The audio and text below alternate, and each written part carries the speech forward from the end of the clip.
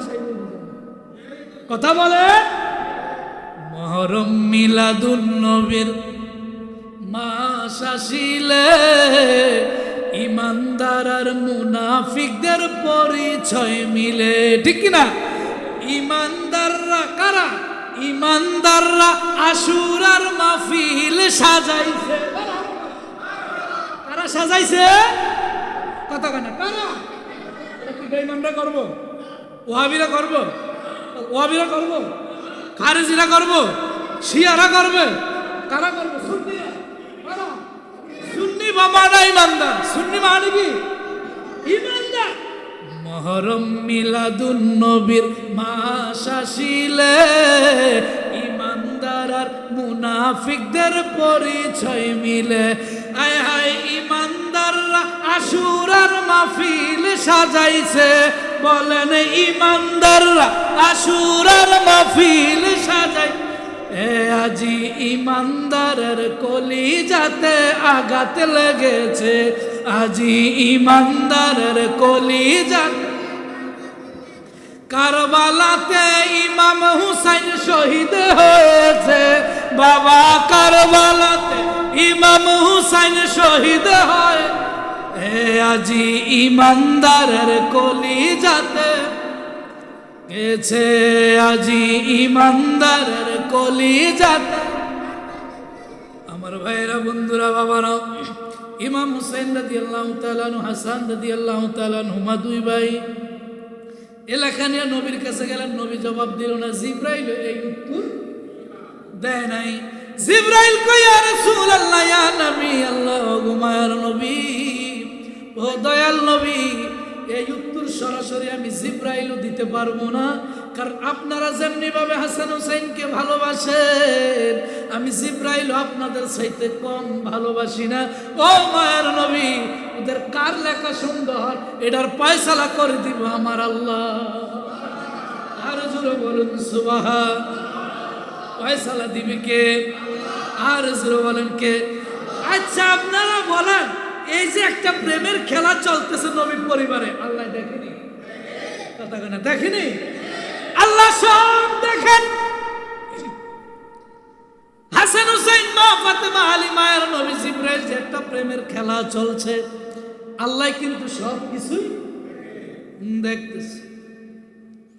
এবার জিবরাইল এখান থেকে মুহূর্তের ভিতরে একটা দৌড় মারছে সিদরাতুল মুনতাহায়। কোন জায়গায়? কোন জায়গায়? সিদরাতুল মুনতাহা হইল জিবরাইলের বাড়ি। কার বাড়ি? জিবরাইল আলাইহিস সালামের। এই সিদরাতুল মুনতাহার উপরে এক কদম দেওয়ার ক্ষমতা জিবরাইলের নাই।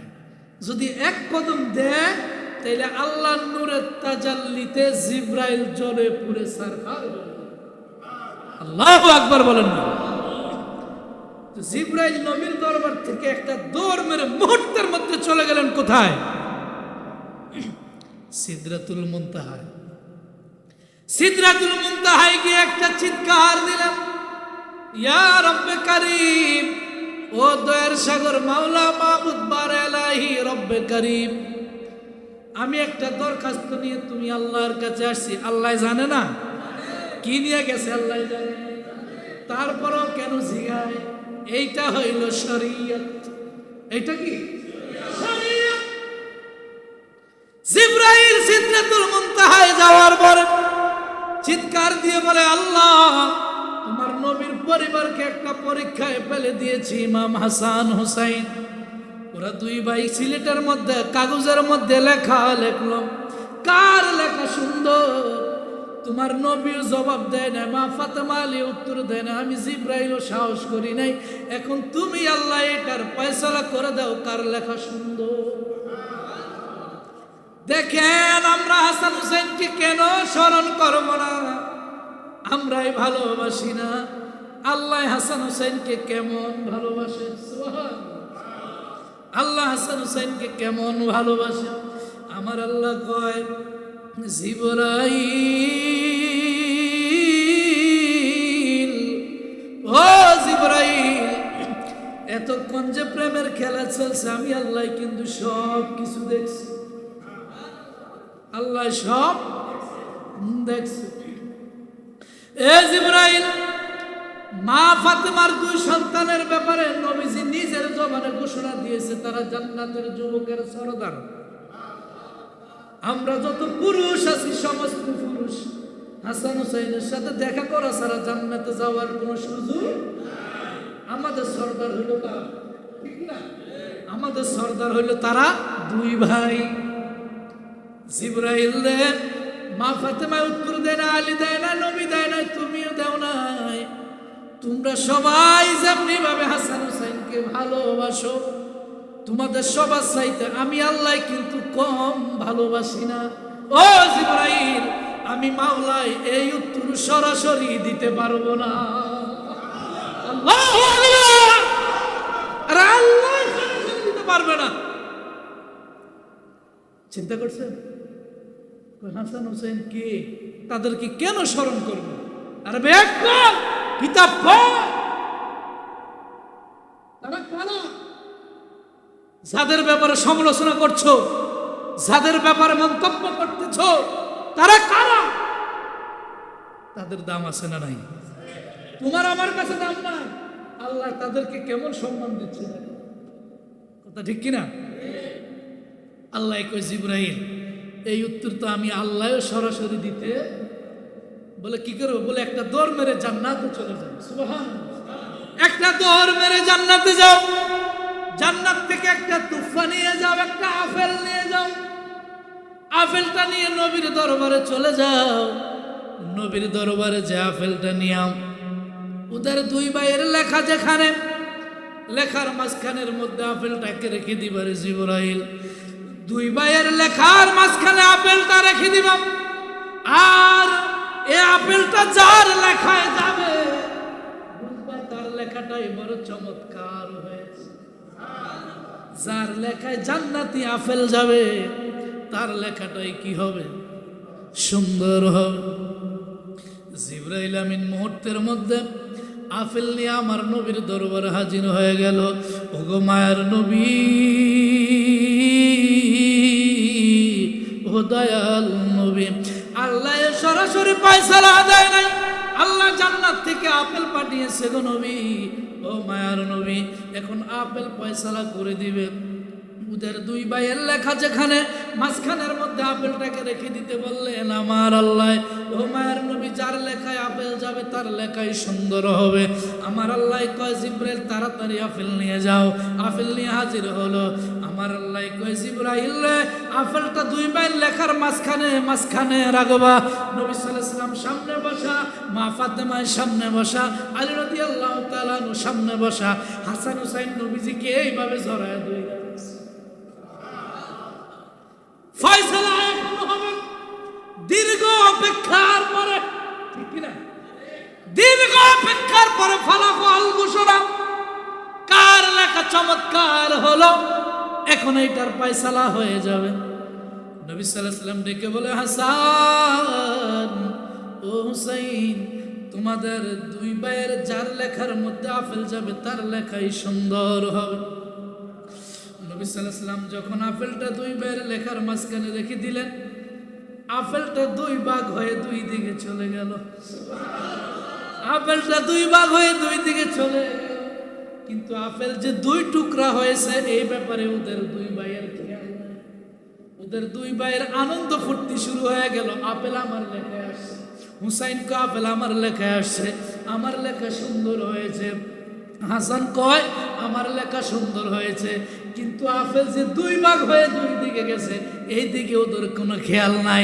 নানা ভাই মুস্কি মুস্কি হাসে, আমার মায়ের নবীজি মুস্কি মুস্কি হাসে।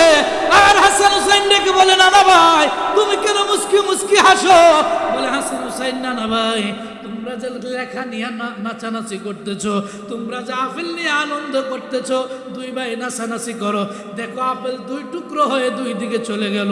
তোমাদের নাচানাচি আনন্দ দেখা আসমানের মধ্যে আল্লাহ সমস্ত ফেরেশতারা খুশিতে আনন্দে নাচানাচি করে। আরে জোরে বলেন সুবহানাল্লাহ।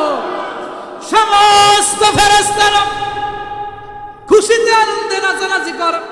হে হাসান হুসাইন, আমার আল্লাহ জান্নাত থেকে আপেল পাঠায় বুঝাইয়া দিল, দুই টুকরা করে দুই ভাইয়ের লেখার মধ্যে বুঝাই দিল, তোমাদের দুজনের লেখাই বড় চমৎকার হয়েছে। আর জন বলুন সুবহান। পাইলে নিরালায় গো নবী, বলেন পাইলে নিরালায়,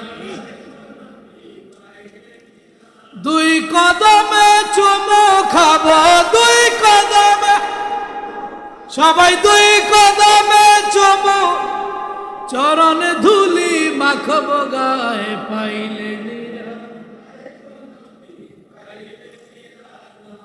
বলেন পাইলে নিরা,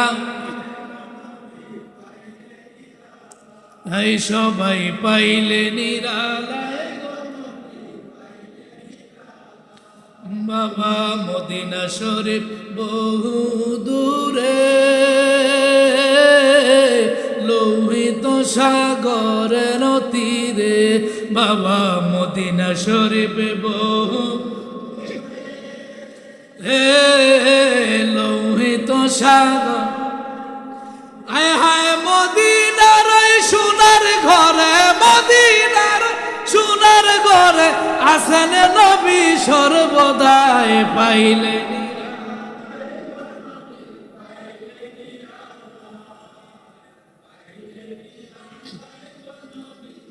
হ্যাঁ বলেন পাইলে নিরালায় গো নবী, সবাই পাইলে নিরালায় গো নবী বাবা। আমার নবী কামলিওয়ালা, তোরাই বেহাসরের বেলা, ঠিক কিনা? আমার নবী কামলিওয়ালা, তোরাই বেহাসরের, আয় হায় নূর নবীজির রওজা শরীফ, নূর নবীজির রওজা শরীফ দেখিতে মনে চায়। পাইলে পাইলে নিরালায়, পাইলে দুই কদমে চুমু খাবো, দুই কদমে চরণে ধুলি মাখবো গায়ে। পাইলে আমার ভাইরা বন্ধুরা বাবার, আমি একেবারে শেষ করে দিচ্ছি, শেষ মুহূর্তে চলে আসছি। কারবালার যাদের ব্যাপারে আলোচনা করতেছি তাদের স্মরণে এই মাহফিল, ঠিক কিনা? এবারে তারা দুই ভাই শহীদ হয়েছে কিসের জন্য? টাকার জন্য, সম্পদের জন্য, অর্থের জন্য, স্মরণের জন্য, গদির জন্য। কিসের জন্য? ঈমানের জন্য। কিসের জন্য? ঈমানের জন্য, ঈমানের জন্য। আল্লাহর হাবিব সাল্লাল্লাহু আলাইহি সাল্লাম যদি আল্লাহকে বলতেন, আল্লাহ আমার হাসানকে হুসাইনের জন্য, হাসানের জন্য, হুসাইনের জন্য, মা ফাতেমার জন্য, আলীর জন্য সারা মক্কা এবং মদিনা, মক্কা এবং যত পাহাড় আছে, কি আছে? বড় বড় পাহাড় আছে না?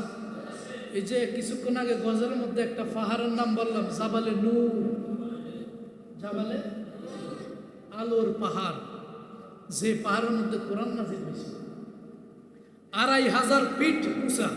সুবহানাল্লাহ। গেছেন কেউ? আসেননি এখানে? খোঁজ করছেন? আমার বাবা আছে। জমিন থেকে 2500 ফিট উপরে জাবালে নূর পাহাড়টা এত উঁচু। এখন তো হাজিদের জন্য সিঁড়ি লাগাই দিয়েছে সরকার। ছোট ছোট কি আছে? সিঁড়ি আছে। আজ থেকে 1500 বছর আগে কি ছিল না?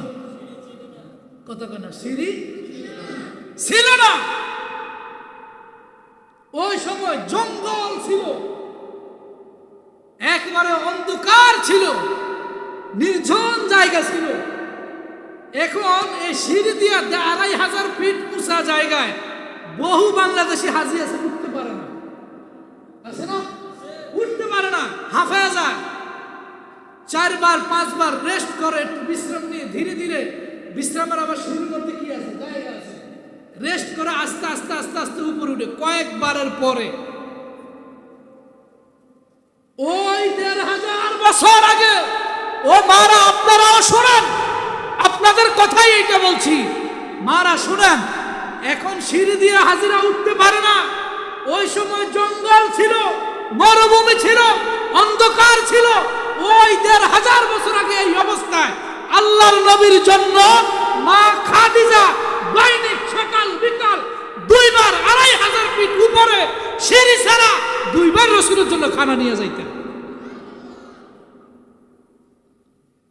2 বার নবীর জন্য খাবার নিয়ে যাইতেন সিঁড়ি ছাড়া। মা খাদিজা কিভাবে উঠছে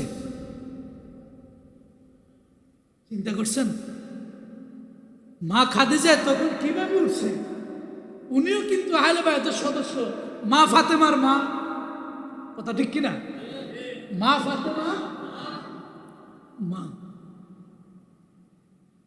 তো বলতেছিলাম, আল্লাহ রসুল যদি বলতো মক্কা মদিনার মধ্যে যত পাহাড় আছে, আয় আল্লাহ সমস্ত পাহাড়গুলি আমার হাসান হুসাইন আলী ফাতেমার জন্য তুমি স্বর্ণ দিয়া ভরপুর করবে,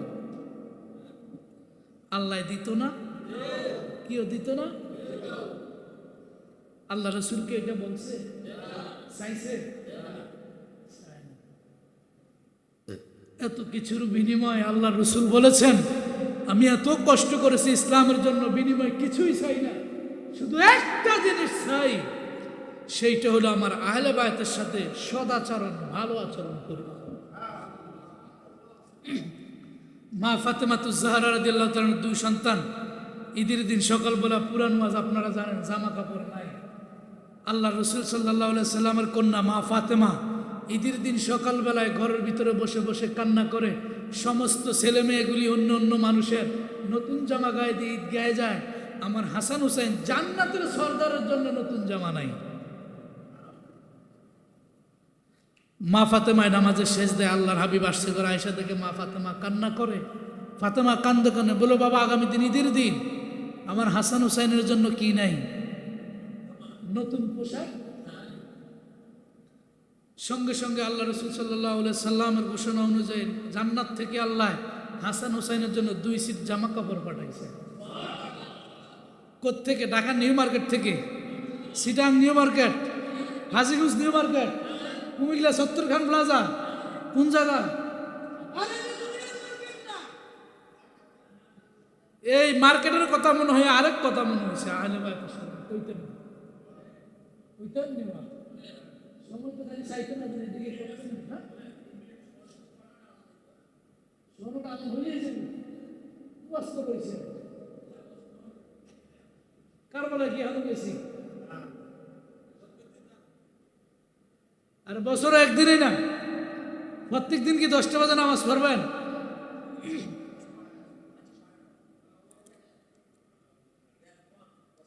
আচ্ছা যাক, এই ঘটনা তাহলে ওইদিকে যাই না, মূল কথা ছিল মজার একটা কথা আসছিল, ওইদিকে যাইলাম না। তো জান্নাত থেকে আল্লাহ কাপড় পাঠাইছেন 2 ভাইয়ের জন্য, হুসাইনের জন্য লাল পোশাক, হাসানের জন্য সবুজ পোশাক। 2 ভাইয়ের জন্য 2টা। হুসাইন দেখা লাল পোশাকটাকে বুকে জড়ায় এনেছে, আর হাসান রাদিয়াল্লাহু তাআলা দেখা সবুজ পোশাকটাকে। 2 ভাই বুকে জড়ায় নিল, 2 কালারের 2টা পোশাক। 2টা পোশাক জড়ায় নেওয়ার পরে 2 ভাই আনন্দে আছে, 2 ভাই খুশি। ঈদের দিন সকালবেলা নতুন জামা কাপড় পাইলা। আমার মায়ের নবী রহমতুল্লাহ লিল আলামিনের চক্ষু মুবারক দিয়ে ঝরঝর করে পানি বের হয়ে হাসান হুসাইন ডেকে বলে, নানা ভাই, ও নানা, নানা ভাই, নানা যান, ঈদের দিন নতুন জামা পাইলাম, নতুন পোশাক পাইলাম, আমরা বড় আনন্দ খুশি। তুমি নানা ভাই কেন কান্না করো রে হাসান? নানা ভাই, আমার নবী ডেকে বলে, হাসান হুসাইন, তোমরা দেখতেছো এইগুলি ঈদের দিনের জান্নাতি পোশাক, আমি নানা ভাই দেখতেছি এইগুলি হলো তোমাদের কারবালার পোশাক। এইগুলি হলো কারবালার পোশাক। আমার উম্মতের মধ্যে কিছু মুনাফিক বেঈমান, আমার উম্মতের মধ্যে কিছু নাচিস নিকৃষ্ট মুনাফিক উম্মত এই লাল পোশাক হুসেন নিয়েছে, মানে আল্লাহ আমাকে জানিয়ে দিয়েছেন, হে হুসাইন, তুমি লাল কাপড় নিয়েছো মানে কারবালার ময়দানে আমার মুনাফিক উম্মতেরা তোমাকে রক্তাক্ত করে লাল করে কারবালার ময়দানে শহীদ করে দিবে। আর হাসান, তুমি সবুজ পোশাক নিয়েছো না ভাই, এই সবুজ পোশাকটা এই জন্য তোমাকে দেওয়া হয়েছে, তোমাকে জহর খাওয়াইয়া মুনাফিক বেঈমানেরা বিষ খাওয়াইয়া তোমাকে দুনিয়ার থেকে বিদায় করে দিবে রে নানা ভাই। এই জন্য তোমাকে সবুজ পোশাক দিয়ে আল্লাহ পাক জান্নাত থেকে পাঠাইল। যখন এই কাহিনী শেষ হয়ে গেল, দুই ভাই আর কান্না করা শুরু করলো। এবার দুই ভাইকে বুকে জড়াইয়া আমার নূরের নবী হায়াতুল নবী আল্লাহর কাছে হাত তুলে দোয়া করো, মালিক আয় আল্লাহ, আল্লাহুম্মা আতিল হুসাইনা সবরান ওয়া আজরা। আয় আল্লাহ, আমি জানি আমার হুসাইন কারবালায় শহীদ হয়ে যাবে, আমি জানি আমার হাসান জহর খেয়ে শহীদ হয়ে যাবে। আয় আল্লাহ, দেখেন রসুল আমাদেরকে কি শিক্ষা দিচ্ছেন। রসুল দোয়া করে বলতে পারতো, আল্লাহ আমার হুসাইনকে কারবালায় নিও না, আমার হুসাইনকে শহীদ করিও না, আমার হাসানকে তুমি জহর খাওয়াইয়া শহীদ করিও না। এইটা কিন্তু রসুল বলতে পারতো, বলে নাই। কি বলছে? আল্লাহুম্মা আতিল হুসাইনা সবরান ওয়া আজরা। আয় আল্লাহ, আমার হুসাইন যখন কারবালায় শহীদ হবে, আমার হাসান যখন জহর খাইয়া শহীদ হবে, আয় আল্লাহ ওই কঠিন মুসিবতের সময় আমার এই দুই উম্মতের কাছে কেউই থাকবে না। আয় আল্লাহ, ওই সময় আমার দুইজনকে তুমি ধৈর্য ধারণ করার তৌফিক দিও, ধৈর্য ধারণ করার তৌফিক দিও। রসুল একবারের জন্য বলেন না আল্লাহ তুমি বাঁচায়া। আল্লাহ রসুল যদি বলতো আল্লাহ বাঁচাইতো কিনা, বাঁচাইতো কিনা? আমার ভাইয়েরা, বন্ধুরা, বাবারা, ইমাম হাসান রাদিয়াল্লাহু তাআলা আনহু বিবাহ করেছিলেন সুন্দরী রমণী কন্যা, সুন্দরী রূপসী কন্যা মাইমুনা। ইমাম হাসান রাদিয়াল্লাহু তাআলা আনহুর স্ত্রীর নাম হলো মাইমুনা। একেবারে সুন্দরী রূপসী, একেবারে রূপগুণে অনেক সুন্দর ইমাম হাসান রাদিয়াল্লাহু তাআলা আনহার স্ত্রী। আমার ভাইয়েরা, বন্ধুরা, বাবারা, এজিদের চোখ পড়েছিল ওই মাইমুনার উপরে। নাউজুবিল্লাহ।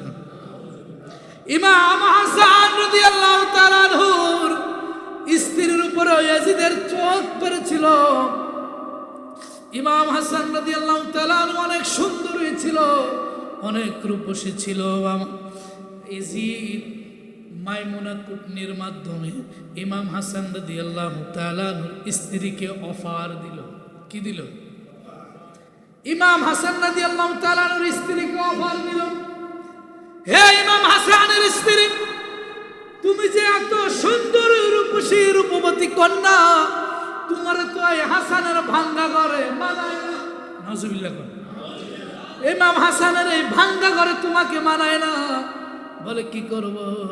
বলে তুমি আমি এজিদের কাছে বিবাহ বসো, আমি হইলাম মসনকের রাজা, তুমি আমার কাছে বিবাহ বসলে রাজার রানী হবে। নাউজুবিল্লাহ। হাসানের তো টাকা পয়সা নাই, হাসানের তো সোনা গয়না নাই, হাসানের তো ধন দৌলত নাই, হাসানের তো অট্টালিকা নাই। হে হাসানের স্ত্রী, তুমি যদি আমাকে বিবাহ করো, আমার টাকার অভাব নাই, সম্পদের অভাব নাই, স্বর্ণের অভাব নাই, আমি হইলাম রাজা, তুমি আমাকে বিবাহ করলে আমার স্ত্রী রাজার রানী হবে। কি হবে? রাজা রানী হবে। ইমাম হাসান রাদিয়াল্লাহু তাআলা আনহার স্ত্রী লোভে পড়ে গেল। লোভে পড়িয়া ইয়াজিদ মাইমুনা কুটনির মাধ্যমে ইমাম হাসান রাদিয়াল্লাহু তাআলা আনহুর স্ত্রীকে সর্বপ্রথম পানির সাথে বিষ মিশিয়ে দিলেন। কি মিশিয়ে দিলেন? পানির সাথে জহর মিশিয়ে দিলেন। পানির সাথে জহর মিশিয়ে দিয়া ইমাম হাসান রাদিয়াল্লাহু তাআলা আনহু, সংক্ষেপে বলি রে বাবা, ইমাম হাসান রাদিয়াল্লাহু তাআলা আনহু সর্বত্রা খাইলেন, পান করলেন। পান করার পরে ইমাম হাসান রাদিয়াল্লাহু তাআলা পান করার সঙ্গে সঙ্গে পেটের ব্যথা শুরু হয়ে গেল। পেটের ব্যথা শুরু হওয়ার পরে আমার ভাইয়েরা, বন্ধুরা, বাবার, ইমাম হাসান রাদিয়াল্লাহু তাআলা স্ত্রীকে ডেকে বলে, তুমি আমাকে কি পান করিয়েছ, আমাকে কি খাইয়েছ? আমি তো আর সহ্য করতে পারি না রে স্ত্রী, আমি আর সহ্য করতে পারি না, আমার কলিজা ফেটে যাচ্ছে। ইমাম হাসান রাদিয়াল্লাহু তাআলা কষ্ট সহ্য না করতে পারে একটা দৌড় মেরে নানা ভাইয়ের রওজা মুবারকে চলে গেল। নানা ভাই কিন্তু দুনিয়ায় নাই, নানা ভাইয়ের রওজা মুবারকে চলে গেল। জাহেদা হইল ইমাম হাসান রাদিয়াল্লাহু তাআলা আনহুর স্ত্রীর নাম মনে হলো। জাহেদা মনে করেছে হাসান তো শেষ হয়ে গেছে, কারণ যেই বিষ পানির মধ্যে মিশ্রণ করেছি, জাহেদা মনে করেছে হাসান শেষ হয়ে গেল। ইমাম হাসান দৌড় মেরে রওজায় গেল। রওজায় যাওয়ার পরে নানা ভাইকে ডেকে বলে, নানা ভাই ইয়া রাসূলুল্লাহ, ওগো মায়ের নবী, দয়াল নবী, ব্যথার যন্ত্রণা আমার কলিজা চটপট করছে গো নবী, ইয়া রাসূলুল্লাহ, ইয়া নবী আল্লাহ, নানা ভাই আপনি এই মুহূর্তে আমাকে রওজা মুবারক থেকে সাহায্য করেন। জোরে কন্যা সুবহানাল্লাহ। আমার নবী রওজা থেকে সাহায্য করতে পারে কিনা? পারে কিনা? এ বিশ্বাস আছে কিনা? ক্ষমতা দিয়েছে কে? আজকে বহু আলেম নামে রাসূল হাসরের ময়দানে উম্মতের উপকার করবে, থাক দূরের কথা, নিজের চিন্তায় তো ব্যস্ত থাকবে। নাউজুবিল্লাহ, আসতে কোন মিয়া, কোন নিজের চিন্তায় তো ব্যস্ত থাকবে। ইমাম হাসান রাদিয়াল্লাহু তাআলা রওজা মুবারকে গিয়া বলে, ইয়া রাসূলুল্লাহ, আপনি আমাকে এই মুহূর্তে কি করেন? তো আমার রাসূল রওজা থেকে জবাব দিছে, নানা ভাই তুমি আমার রওজা মুবারকে দৌড়াদৌড়ি করো, দেখবা পেটের ব্যথা শেষ হয়ে যাবে। জোরে কন্যা সুবহানাল্লাহ। ইমাম হাসান রাদিয়াল্লাহু তাআলা সঙ্গে সঙ্গে রওজায় গড়াগড়ি করলেন, পেটের ব্যথা ভালো হয়ে গেল। দৌড়াইয়া আসলেন বাড়ি। জায়দা তো মনে করছে হাসান তো, দৌড়ে আসলো বাড়ি। আসার পরে দেখতেছে হাসান দাঁড়িয়ে আছে, চোখ বড় হয়ে গেল। জায়দা মনে মনে কল্পনা করা, হায় রে কি বিষ দিলাম, আরো শক্তিশালী বিষ তোমাকে দিতে হবে। আরো শক্তিশালী বিষ মিশাইয়া ইমাম হাসান রাদিয়াল্লাহু তাআলা আনহুকে আবার পানি পান করালেন। পানি পান করানোর পরে শেষ পর্যন্ত ওই নানা ভাইয়ের কথা মনে হয়ে গিয়েছে, হায় রে আমার নানা ভাই বলেছে আমি তো জহর খেয়ে দুনিয়ার থেকে বিদায় হয়ে যাব, আমি মনে হয় আর বাঁচবো না। শেষবারের মতো ইমাম হাসান রাদিয়াল্লাহু তাআলা তিনি তার নিজের আশা ছেড়ে দিলেন। ছেড়ে দেওয়ার পরে যখন পেটের ব্যথা ভয়ঙ্কর ভাবে শুরু হয়ে গেল, আত্মীয় স্বজনকে ডেকে বলে, হে আমার সন্তানের আত্মীয়রা, আমার ছোট ভাই হুসাইনকে একটু খবর দাও। কাকে? জোরে কন্যা, কাকে? হুসাইনকে খবর দাও। ইমাম হুসাইন রাদিয়াল্লাহু তাআলা আনহুকে যখন খবর দেওয়া হলো, খবর দেওয়ার পরে দৌড়াইয়া ইমাম হুসাইন রাদিয়াল্লাহু তাআলা আনহু আসলেন। আসার পরে দেখতেছেন ইমাম হাসান রাদিয়াল্লাহু তাআলা ব্যথার যন্ত্রণায় ছটফট করেন। আর ইমাম হাসান রাদিয়াল্লাহু তাআলা আনহুকে হুসাইন ডেকে বলেন, ও ভাই কও হে একবার শুনি, কে তোমারে খাওয়াইল জহর, রাসূলের পরানি রে, ভাইরে আমার সোনার চন্দ্রমণি। ও ভাই কও হে একবার শুনি,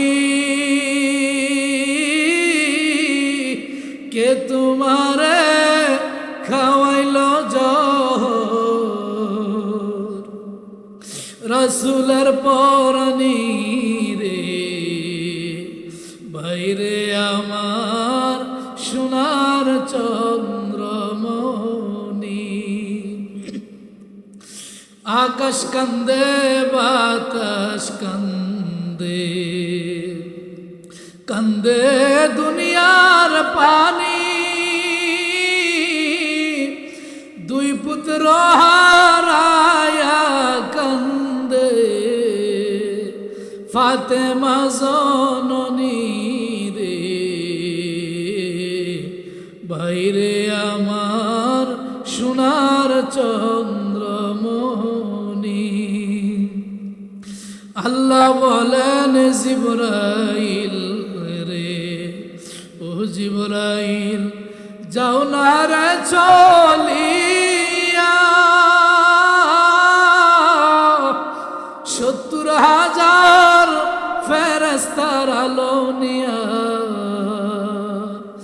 ইমাম হাসানের জানাজার লাগিয়া রে,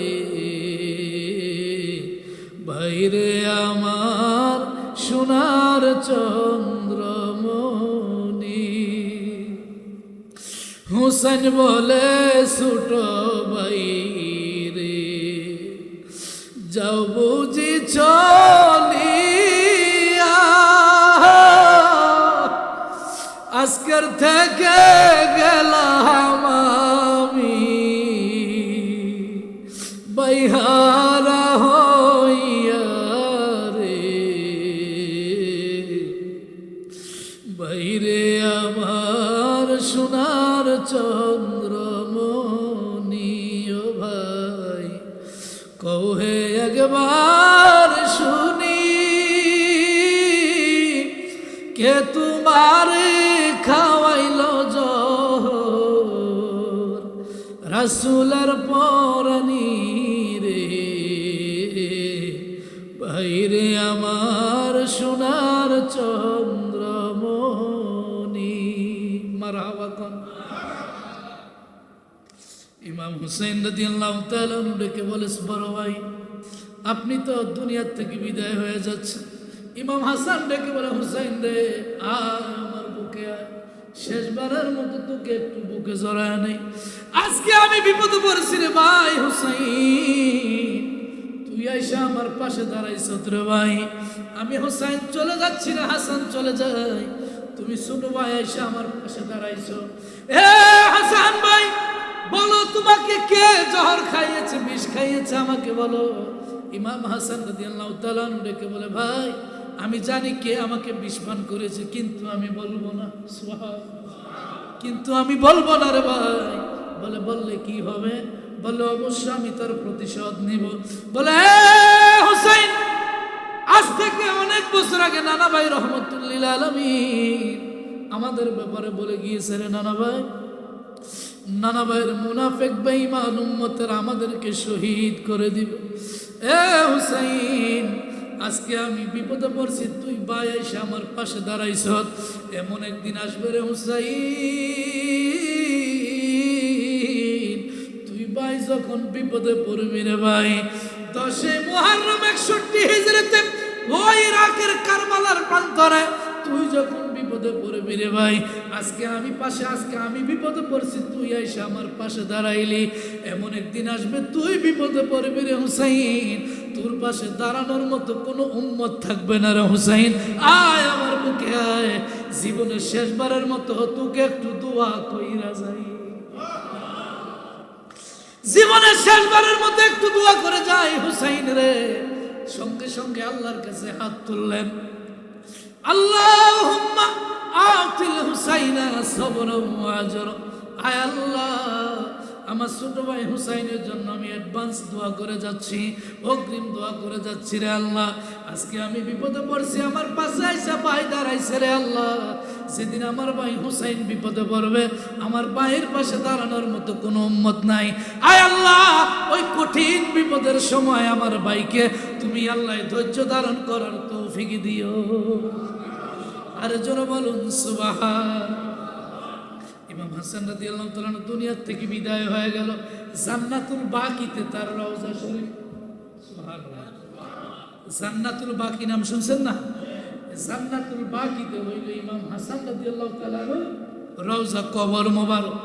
দুনিয়া থেকে বিদায় হয়ে গেল, এজিদ জায়দাকে বিবাহ করে ফেলল, অনেক ঘটনা শেষ।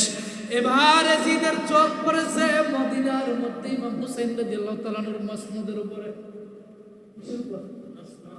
মসনদের উপরে এজিদ চিঠি লিখছে, হুসাইন হে হুসাইন আপনি আমাদের কুফায় আসেন। কোথায়? একটা দুইটা নয়, 100 200 নয়, 1500 চিঠি দিছেন। কয় হাজার? 1500 চিঠি দিছে এজিদ হুসাইনকে, আপনি আমাদের কুফায় আসেন। ইমাম মুসলিম বিন আকিল রাদিয়াল্লাহু তাআলা বলে হুসাইন রে আপনি কুফায় যাবেন না। বলে কেন যাব না? বলে আপনার বাবা আলী রাদিয়াল্লাহু তাআলা আনহুর সাথে কুফাবাসী বেঈমানি করছে, আপনার বাবাকে তারা শহীদ করেছে।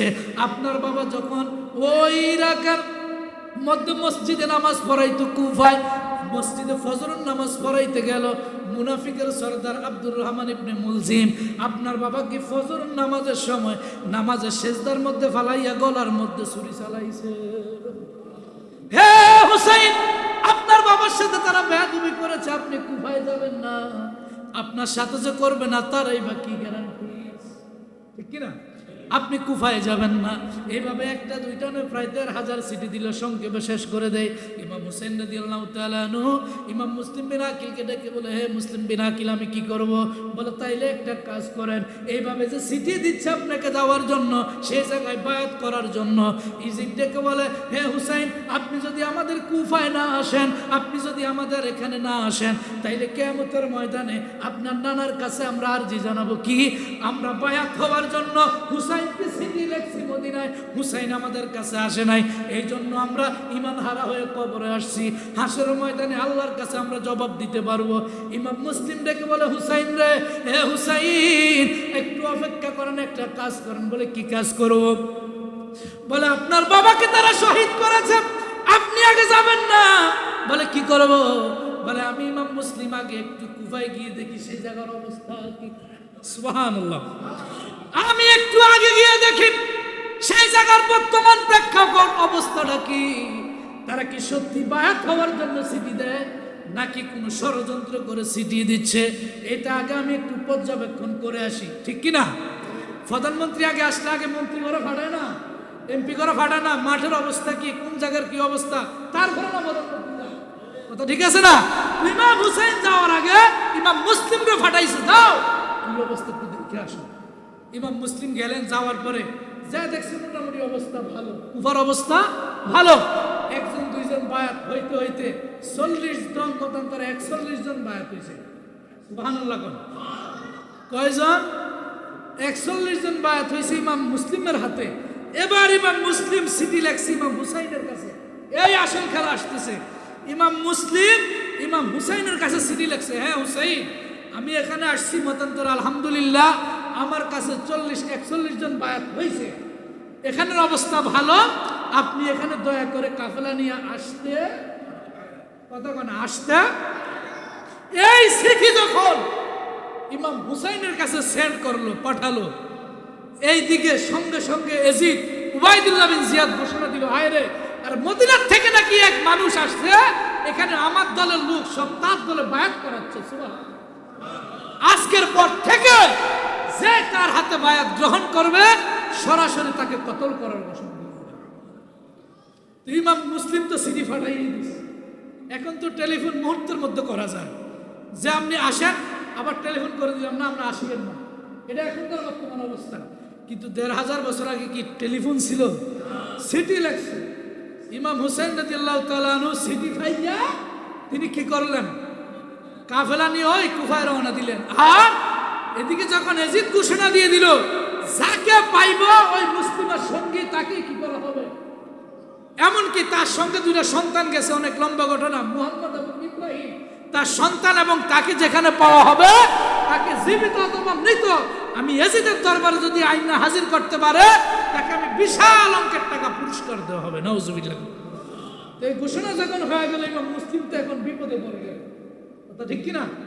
এবার চিন্তা পড়ে গেল ইমাম মুসলিম তার সন্তানদেরকে নিয়ে, হায় রে কি করবে? ইমাম মুসলিম আবার সিটি লিখতেছে, ইমাম হুসাইন, মদিনা আপনি কুফার অবস্থা বেশি ভালো না, আপনি এখানে সিটি ভাই রওনা দিয়ে যাচ্ছে, সিটি দিব কার কাছে? এটাই একটা আল্লাহর কুদরতি খেলা। এই কারবালার মূল ঘটনা শুরু হচ্ছে। ইমাম হুসাইন রাদিয়াল্লাহু তাআলা কাফেলা নিয়ে রওনা হলেন, আর ইমাম মুসলিম বিন আকিল রাদিয়াল্লাহু তাআলা 2 সন্তানকে নিয়ে হায় রে কুফার অলিতে গলিতে অলিতে গলিতে পলায়ন করতেছে নিজের জীবন রক্ষার্থে। একজন মহিলা ডেকে বলতেছে, হে আপনাদের বাড়ি কই? অনেকের ঘরে দুয়ারে যে একটু পানি চাইলো, আমাদের তৃষ্ণায় কলিজা ফেটে যাচ্ছে, আমরা নবী বংশের লোক, আমরা মদিনার থেকে আসছি, আমাদেরকে একটু পানি পান করান। যারাই তাদেরকে দেখে সব দরজা বন্ধ করে, সব দরজা কি করে দেন? ইমাম মুসলিম একা একা, শহর দেখ সবই ফাঁকা, সব দরজা বন্ধ দেখা যায়, একটা দরজা খোলা ছিল, সেথায় গিয়ে পানি চাইলো, পানি খেয়ে বসলো সেই জায়গাতে। যেই মহিলায় পানি দিল, মহিলায় কয়, আপনাদের ওই বাড়ি কোথায়? বলে, আমাদের বাড়ি মদিনায়, আমরা এখানে বিদায় হইতে চাই। বলে, এই জায়গাতে মোর ঘর নাই, এই জায়গায় মোর বাড়ি নাই, অবশেষে মুসলিম শহীদ হইল। মহিলা একটু ফানি দিল, ফানি ফান করে তারা ঘরের দরজায় বসাইলো আর ডেকে বলে, হে ইমাম মুসলিম আপনি কেন আসছেন? বলে আমরা বায়াত করার জন্য সিটি পায়া মদিনার থেকে আসছি, এখন এই জায়গার অবস্থা ভালো না। বলে আমরা কিভাবে মদিনায় যাব, আমাদেরকে একটু মদিনার রাস্তা বাতায়া দেয়, মদিনার রাস্তা চিনা দেন। তো মহিলায় কয়, এই যে দিক দিয়ে একটা রাস্তা আছে, এখন না রাতের অন্ধকার যখন হবে ইয়েমেন থেকে একটা কাফেলা যাবে মদিনার উদ্দেশ্যে, আপনারা যদি ওই কাফেলাটা ধরতে পারেন তাহলে ঠিকই আপনারা মদিনায় যায় বুঝতে পারবেন। দুঃখের বিষয়, ভাগ্যের লিখন। একটা কথা আছে না, যেখানে বাঘের বয় সেখানে একটা কথা আছে না। তো যেই মহিলা এই সংবাদ দিল, ওই মহিলার স্বামী ইয়াজিদের দরবার থেকে ঘোষণা শুনে আসছে, ওই ইমাম মুসলিম এবং তার দুই সন্তানকে জীবিত অথবা মৃত যদি কেউ ধরায় দিতে পারে তাইলে তাকে কি করবে? পুরস্কৃত করা হবে। তো মহিলা বলে, এখন তো দিন রাত হইলে আপনারা বের হইতে পারবেন। যখনই ইমাম মুসলিম আর দুই সন্তানকে ঘরের এক কোনায় মহিলা একটু জায়গা দেওয়ার পরে ওই নিঠুর স্বামী ঘরে আসছে, ইমাম মুসলিম বিন আকিল্লা দিল তোমার দুই সন্তান পেটের ক্ষুধা আর অজরে একটু কান্না ঝরঝর করে শুরু করে দিল। তখন ওই স্ত্রীর স্বামীটাকে বলে, কিরে আমাদের নিয়ে যাইতে রওনা হলো, এখন চিন্তা করলো এজিদ ঘোষণা দিয়েছে জীবিত অথবা মৃত, এখন আমি নিয়ে যাইতেছি, যদি আমার থেকে আরেকজনে ছিনে তাহলে তো আমি পুরস্কার আর পেলাম না। এই চিন্তা করে এই বেঈমান নাফরমান ইমাম মুসলিমের চমৎকার নুরানি চেহারা মোবারকের দুইটা সন্তানকে জবাই করে বস্তায় ভরে এজিদের দরবারে নিয়ে গেছে। স্ত্রী অনেক কাগতি করছে, এগুলো অনেক কথা কাগতি করার পরে এজিদের দরবার নেওয়ার পরে এবার এজিদও ভয় পাওয়া গেছে, আইরে এই দুই সন্তান এত চমৎকার চেহারা, এদেরকে তুই কিভাবে কতল করলি? কে কয়? এজিদে। কত বড় বাটপার! অথবা ঘোষণা দিছে কে? এজিদেই ঘোষণা দিয়েছে। এখন আফসোস কর। যাই হোক, ওই দিকে গেলাম না। সর্বশেষ কথা হলো, ইমাম হোসেন রাদিয়াল্লাহু তাআলা সেখানে কারবালায় গেলেন, তাবু করলেন। কারবালায় যাওয়ার পরে সামান্য একটু কথা ইনশাল্লাহ আমরা এটা মুনাজাতের আগে বলে শেষ করে দিব। কারবালা